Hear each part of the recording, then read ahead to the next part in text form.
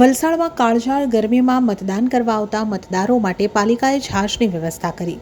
વલસાડમાં હીટવેવને પગલે ગરમીનું પ્રમાણ વધ્યું છે, ત્યારે આ ગરમીમાં મતદાન કરવા આવતા મતદાતાઓ માટે વલસાડ નગરપાલિકા દ્વારા છાશની વ્યવસ્થા કરવામાં આવી હતી, જેમાં વલસાડ શહેરની મ્યુનિસિપાલિટી સ્કૂલ ખાતે મતદાન મથકમાં મત આપવા આવતા મતદારો માટે નગરપાલિકાના ચીફ ઓફિસર અને તેમના સ્ટાફ દ્વારા મતદારોને કાળઝાળ ગરમીથી રક્ષણ મળે તે હેતુથી છાશનું વિતરણ કરાયું હતું।